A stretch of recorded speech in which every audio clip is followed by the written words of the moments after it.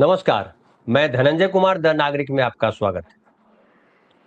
सुबह के 9 बजे के कार्यक्रम में, साप्ताहिक कार्यक्रम जो हमने शुरू किया है कि हर दिन एक अलग विषय पर हम बात करेंगे, और शनिवार का दिन हमने रखा है देश विदेश के लिए।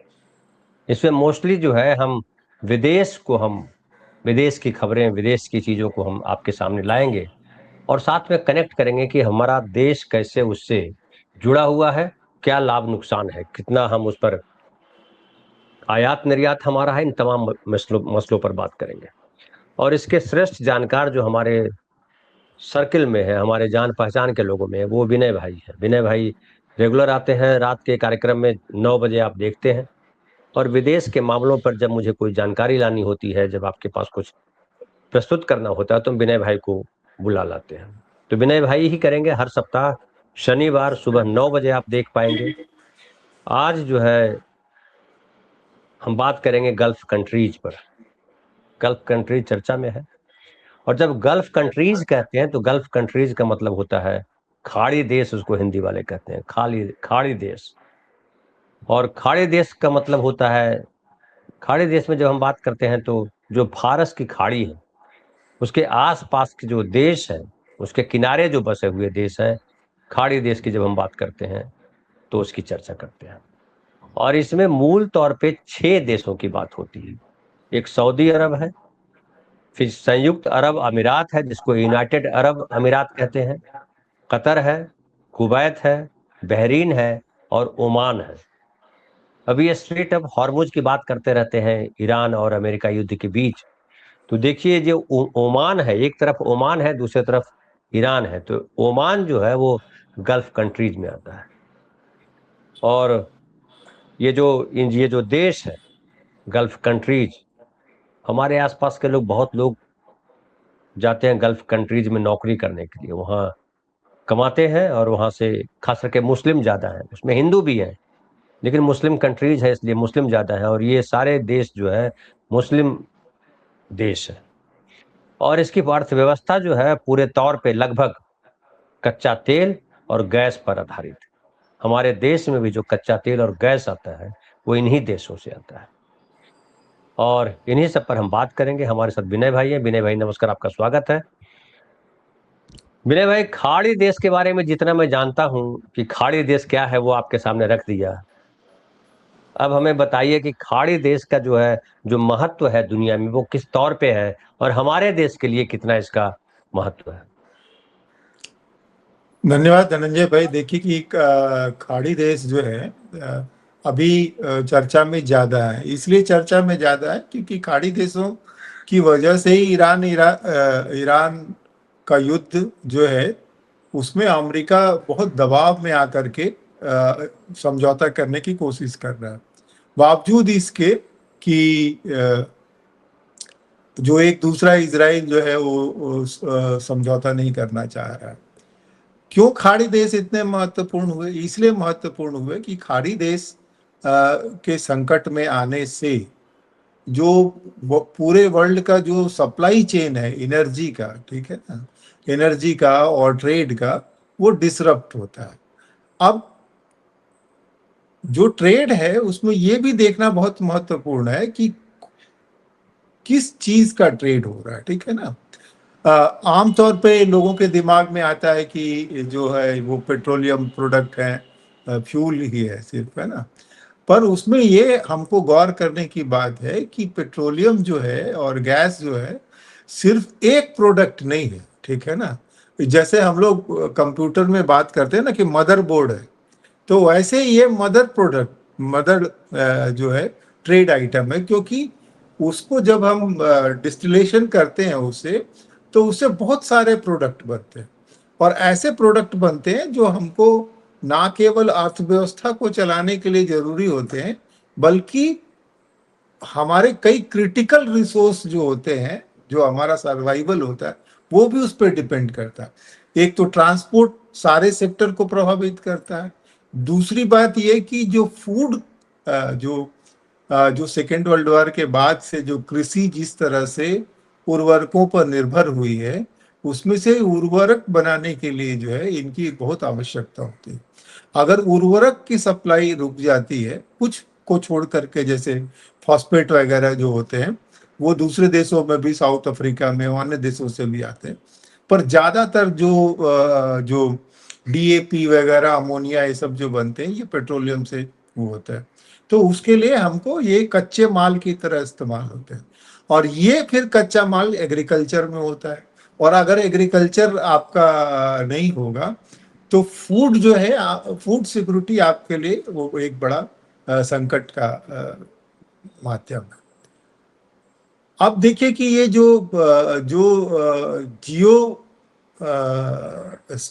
पॉलिटी है, जियो स्ट्रेटेजी कह लीजिए, जो भी कह लीजिए, ये इतना इम्पोर्टेंट गल्फ क्यों है? माने जैसे यूएई निकला जो है गल्फ काउंसिल से, ठीक है ना, तो जीसीसी से जब बाहर निकला तो बहुत चर्चा हुई इसको कि यूएई इससे बाहर निकल गया है ना।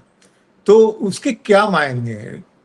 उसके मायने ये हैं कि जो संगठित रूप से जो गल्फ काउंसिल जो है वो पूरी दुनिया में तेल की कीमतों को नियंत्रित करता है, ठीक है ना। और तेल की कीमतों को नियंत्रित करने की वजह से पूरी दुनिया में जो जो अर्थव्यवस्था की मंदी या तेजी जो है वो नियंत्रित करते थे। आप ये देख लीजिए कि जो सेकेंड वर्ल्ड वॉर के बाद जो यूरोप की जो बादशाहत गई और अमेरिका की जो बादशाहत आई, उसमें गल्फ देशों का बहुत बहुत बड़ा योगदान है, ठीक है ना।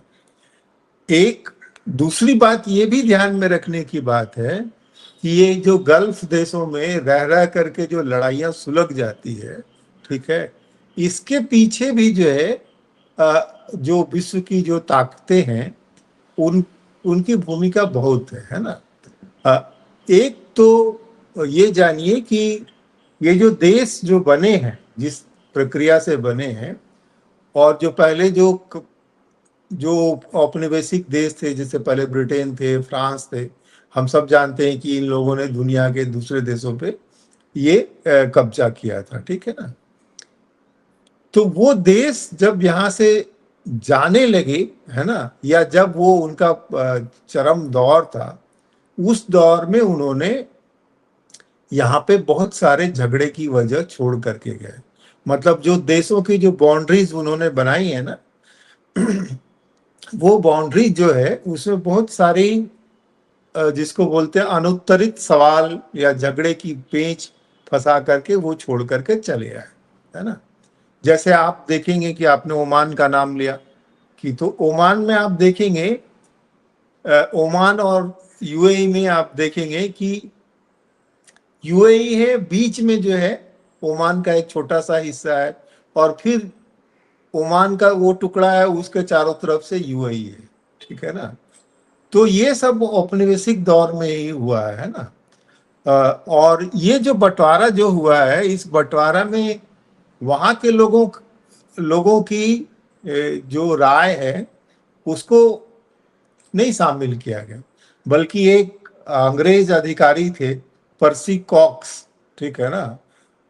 और उन्होंने क्या किया, एक दिन मैप खोल करके बैठे और एक लाल लकीर खींच दी नक्शे पे, और सब लोगों को धमका करके चुप करा दिया कि भाई अब जब तेल निकला तो क्या होता है कि जो ऑयल फील्ड्स होते हैं ना, वो एक सीमित क्षेत्र में नहीं होते हैं।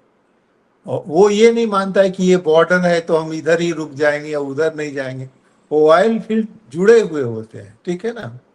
अब उसमें जो समस्या ये होती है कि जो देश आसपास हैं और ऑयल फील्ड इधर से जा करके उधर तक फैला हुआ है, दो देशों के बीच में फैला हुआ है, तो जिस देश के पास में ज्यादा वित्तीय संसाधन होते हैं, ज्यादा टेक्नोलॉजी होती है, उत्तर टेक्नोलॉजी होती है, वो ज्यादा तेल निकाल पाते हैं, है ना।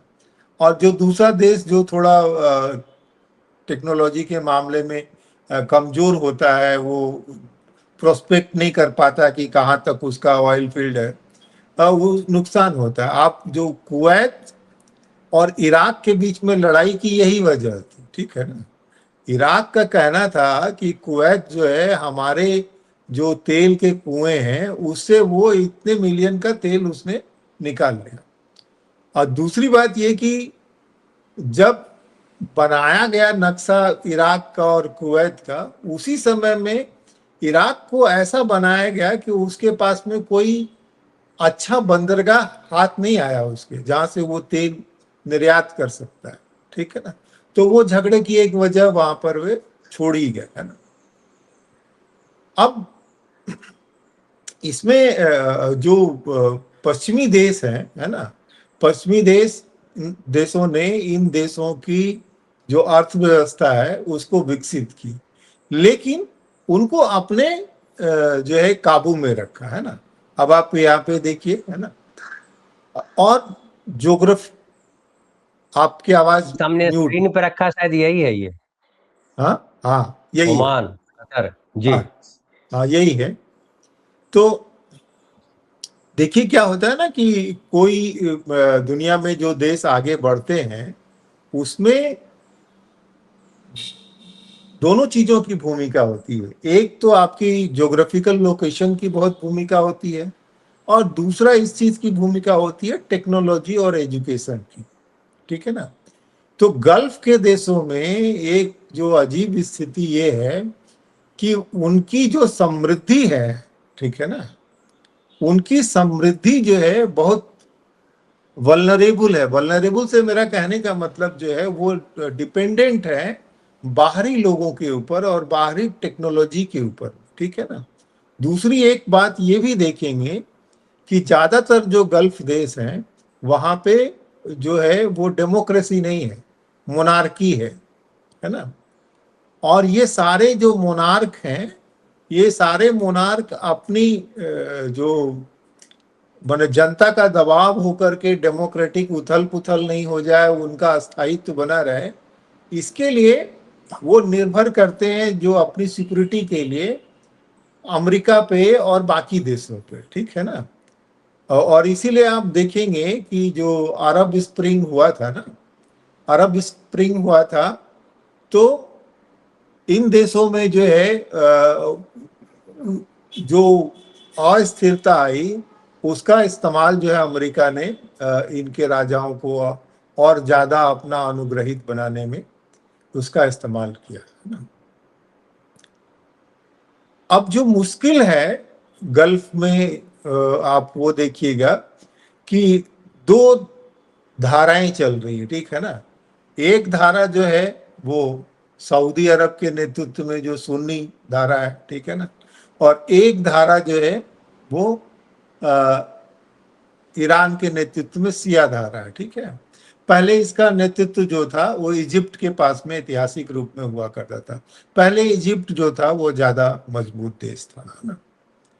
अब अब वो भी देखेंगे आप कि जो मुस्लिम देश हैं उसमें दो तरह के देश हैं। एक तो जो इजराइल से लड़ करके उन्होंने एक ढंग से राजनीतिक रूप से समझौता कर लिया है और उसके साथ वो सहयोग थोड़ा बहुत जो है प्रत्यक्ष अप्रत्यक्ष रूप से कर रहे हैं, ठीक है ना। जिसमें इजिप्ट है, इजिप्ट को जिसे अरब लीग से बाहर कर दिया गया, ठीक है। सीरिया है, ये तमाम देश है। और इन देशों का गल्फ देशों के साथ जो रिश्ता है उसमें गल्फ में जो जो लीडरशिप जो है वो सऊदी अरब के पास में, है ना। सऊदी अरब जो है वो मूल रूप से जो है वो सुन्नी देश है ना। और वहां पर जो है राजतंत्र है। और एक ये भी चीज जान लीजिए कि जो सऊदी अरब में जो विचारधारा है उसके खिलाफ में जो है कई बार मुस्लिम जगत में ही इसके खिलाफ में आवाजें उठते रहती है कि जो है जो वहाँ का राजा जो है वो इस्लामिक इसके हिसाब से नहीं है।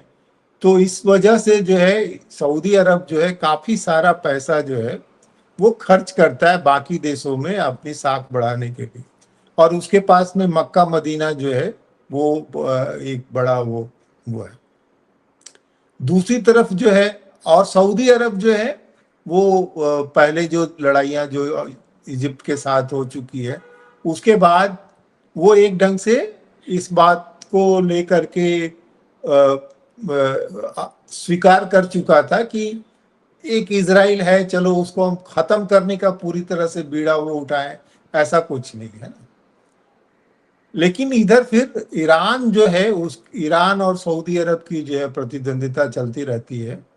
तो ईरान ने लगातार जो है मुस्लिम जगत में अपने को नेतृत्व की जगह हासिल करने के लिए उसने पूरे उस खित्ते में जो है अपना प्रभाव बढ़ाया है ना। गल्फ देशों में आप देखिए कि जो कई क्रिटिकल जो रिसोर्सेज हैं वो है, जैसे कतर की हम लोगों ने बात की थी कि जो जो जो चिप बनाते हैं सेमीकंडक्टर में, जिसके आधार पर बहुत सारी जो इंडस्ट्री चलती है, उसमें उसको ठंडा करने के लिए हीलियम की जरूरत होती है। और वो हीलियम जो है वहीं से 90% जो है इधर साउथ ईस्ट एशिया के इधर के देशों में, कोरिया वगैरह को वहीं से जाती है ना। तो उसकी इकोनॉमी जब डिसरप्ट होती है तो पूरे दूसरे इंडस्ट्रीज को प्रभावित करती है। अब इस लड़ाई में भी आप देखिए कि इजिप्ट, ये इजराइल ने, अब इस लड़ाई के माध्यम से ये सामने आया है कि इजराइल ने धीरे धीरे करके जो है गल्फ के देशों में अपने प्रभाव का विस्तार किया। क्यों? क्योंकि एक तो यूएई में आपको आ ही गया, ठीक है ना, सऊदी अरब के साथ भी उनका होना था, क्योंकि इन देशों में जो सुरक्षा को लेकर के, जो टेक्नोलॉजी को लेकर के जो मामला था, इन्वेस्टमेंट को लेकर के मामला था। देखिए, इजराइल की एक बात ये थी कि इजराइल ने वो एग्रीकल्चरल टेक्नोलॉजी में बहुत तरक्की की है, और एक जो है डेजर्ट वाले इलाके में होने के बावजूद जो है इजराइल फूड के मामले में सेल्फ सफिशिएंट बना, बल्कि कई मामले में वो एक्सपोर्ट भी करता है, ठीक है ना। और जो गल्फ के देश जो हैं वो बाजार हैं यूरोपियन यूनियन के, बहुत सारे एग्रीकल्चरल प्रोडक्ट जो है, चाहे वो डेयरी प्रोडक्ट हो चाहे और एग्रीकल्चरल प्रोडक्ट हो, वो गल्फ के देशों में आते हैं। साथ ही साथ जो है अब जो हाल के देश समय में गल्फ के देशों को ये एहसास हुआ कि तेल जो है, तेल आधारित जो अर्थव्यवस्था है, ये बहुत लंबे समय तक नहीं चलेगा, क्योंकि जो अर्थव्यवस्था के जो फ्यूल के जो दूसरे तरीके हैं, जो सस्टेनेबल एनर्जी रिसोर्सेज जो हैं, जो सोलर है, जो बैटरी है, जो विंड पावर है, ये तेजी से चल रहा है ना। तो आगे आने वाले समय में हमारी जो तेल एक तो खत्म भी हो सकता है, और एकमात्र उसी पर निर्भर रहने से जो है हमारी इकोनॉमी जो है बहुत बहुत वल्नरेबल होगी। तो बहुत तेजी से उन लोगों ने जो है इकोनॉमी को डाइवर्सिफाई करने का काम इन लोगों ने शुरू किया, ठीक है ना।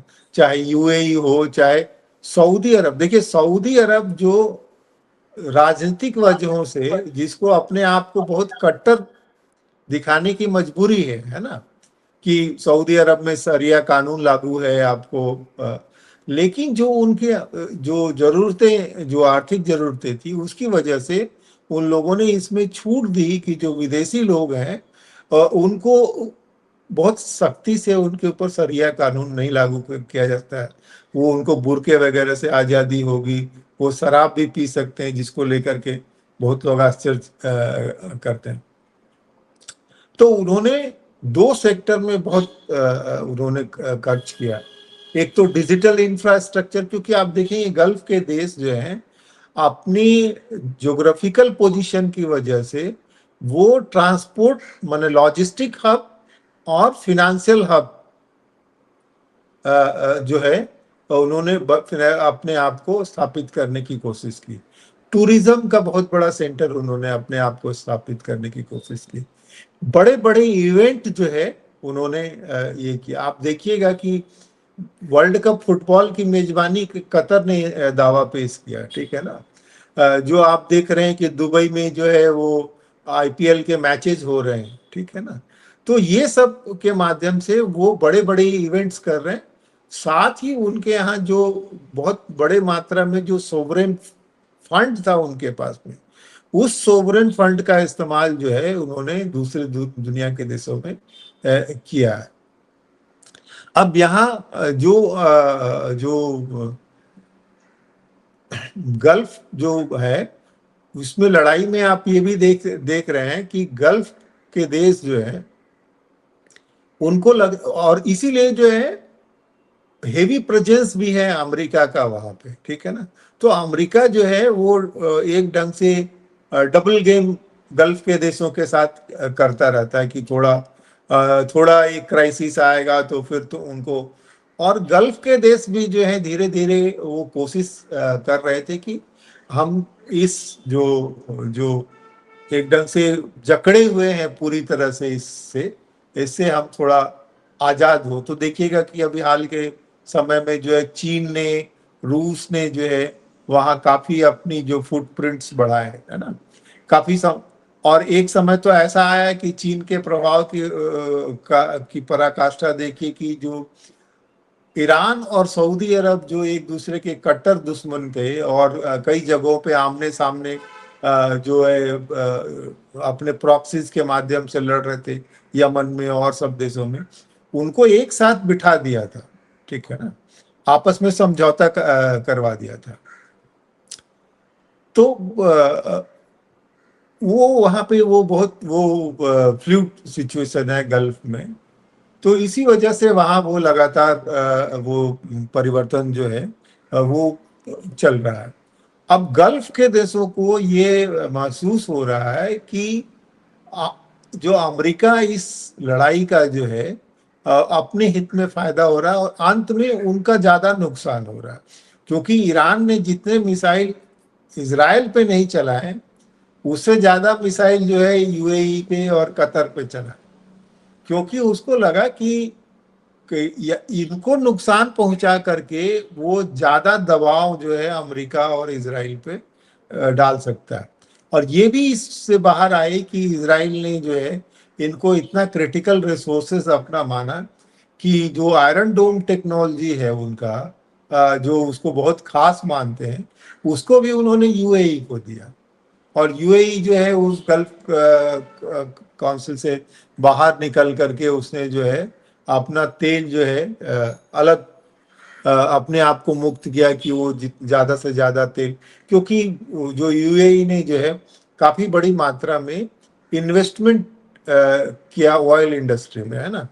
तो उसको ये ध्यान है कि जो है हमारा नेट रेट ऑफ रिटर्न तभी ठीक होगा जब हम जितनी जल्दी ज्यादा से ज्यादा तेल जो है वो बेच पाएंगे। तो वो एक उनका वो ये रहा। बाकी इतिहास में आप देखेंगे कि इन देशों की जो जन्म हुआ है वो जन्म में ही कूटनीति, छल, सारी चीजें उसमें शामिल है, ठीक है ना। जब सेकेंड वर्ल्ड वार के समय में जो है पहले तो फर्स्ट वर्ल्ड वार के समय ही जब जो ऑटोमन एम्पायर बोलते हैं ना, तुर्की तुर्की का जब पतन हो रहा था, उसी समय में जो है ब्रिटेन ने इन सबका इस्तेमाल करके जो है क्या किया कि उन्होंने जो है बहुत सारे देशों को एक ही वायदा कर दिया, ठीक है ना। जो अरब लोगों को, जो जॉर्डन के राजा को बोल दिया कि भाई, वो मक्का के शरीफ थे, उनको बोल दिया कि आप लोग अरब लोग ये तुर्कों के इसे आप विद्रोह करो, हम आपके साथ में और आपको ये कर देंगे। जब मौका आया उधर इसी बीच में जो है इब्न सऊद का जो वंश था, वो जो राजा था वो मजबूत हो गया, उसने हरा दिया वहां की सेनाओं को। तो सऊदी अरब के बड़े भूभाग पर उनका उनका कब्जा हो गया, है ना। बाकी देश बाद में धीरे धीरे जो है कतर, यूएई, ये सब बाद में जा करके स्वतंत्र हुए। तो ये जो शिपिंग लेन्स है, एनर्जी है, इसके वजह से जो है गल्फ के देश जो है बहुत महत्वपूर्ण है हमारे लिए भी, और एक और जो सिक्योरिटी इंफ्रास्ट्रक्चर के हिसाब से भी बहुत बात चल रही है, वो जो सामने आ रहा है, वो ये एक इस्लामिक नाटो की भी बात हो रही है, जिसमें पैसे जो है वो सऊदी अरब लगाएगा, पाकिस्तान है, इसमें तुर्की है।